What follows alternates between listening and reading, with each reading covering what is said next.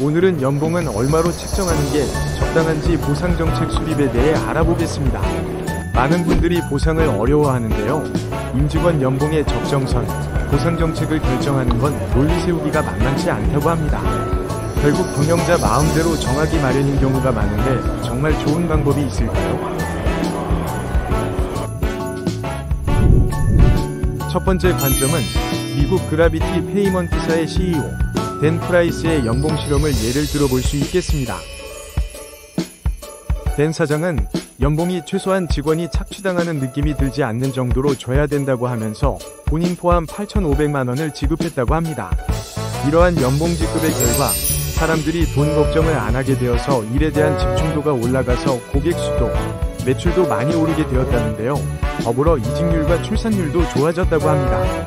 실험은 아쉽게 중단되었지만요.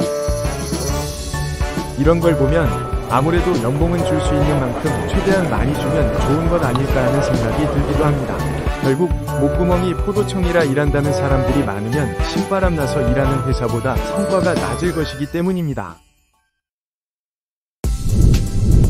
두 번째 관점은 보상은 화장실과 같다고 한 허츠버그와 대충 많이 주는 보상은 곤란하다는 다니엘 핑크의 관점입니다. 줄 수 있는 만큼 잘하면 더 많이, 더 주면 안 되는 걸까요? 보상은 차별적으로 강하게 강조하면 안 되는 걸까요? 아침에 멋진 화장실을 방문하면 하루 왼종일 기분이 좋을까요? 그렇지 않습니다. 반면 지저분한 화장실은 하루 기분을 찜찜하게 하는데요. 보상도 그와 같다는 의미로 위생요인이라 부릅니다. 또 큰 돈을 대가로 창의성을 발휘하라고 하면 오히려 잘 안 된다고 합니다. 일정 이상 큰 돈은 동기부여에 전혀 영향이 없다고도 하고요. 코앞에 돈다발을 흔드는 방식의 인센티브도 효과가 적다고 합니다. 그러니까 돈은 성관에서 돈을 받는 즉시 잊어버리고 일을 할 때는 일 생각만 나게 해줘야 한다는 주장입니다. 성과를 낸 만큼 적정하게 받았다고 생각하는 것까지가 보상의 효과이고 돈의 노예로 만들려고 보상 정책을 짰다가는 오히려 효과만 떨어뜨린다는 의미입니다. 세 번째 관점은 벌어오는 만큼 돈을 주는 생산성 관점의 보상입니다. 영업은 매출, 공장은 생산량, 지원은 절감액 등등 벌어온 만큼을 기초로 하고 올해 생산성이 좋아져 돈을 더 많이 벌어왔으면 더 많은 인건비를 책정하는 방식입니다. 그런데 한편으로는 회사의 굳은 일은 다 하는데 직접 매출로 이어지지 않는 부서도 있고 어떤 생산직은 매해 똑같은 노동을 하는데 우연히 올해 매출이 높다고 더 많은 경영성과급을 달라고 하는 경우도 있습니다. 노동이 얼마의 금액으로 환산될 수 있는가는 거의 예언의 영역에 가까워 정확하게 추산하기 어려운 부분이니 생산성만 가지고 책정하는 것도 어렵지요. 이쯤 되니 보상정책은 정할 방법이 없다는 건가 싶기도 하실 겁니다. 사실 완전히 정해진 정답이 있지는 않은 게 맞긴 하고요.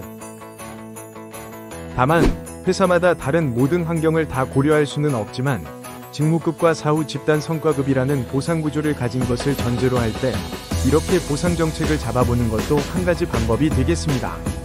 채용 경쟁력 차원에서 적정 인재를 확보할 수 있는 수준인가를 보고 생산성 관점에서 지급 여력이 있는지 확인해서 3에서 5년 정도의 평균적인 지표를 기준으로 당해년도 보상 수준을 정하는 방법입니다.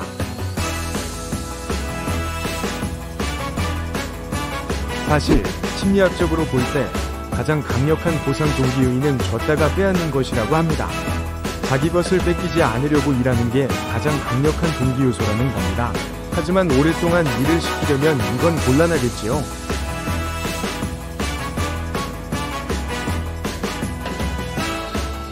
누구나 돈은 귀하고 공정하게 지급받아야 하고 일에 대한 가치를 느끼도록 해야 합니다.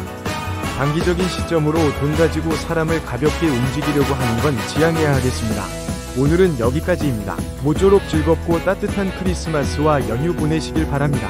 감사합니다.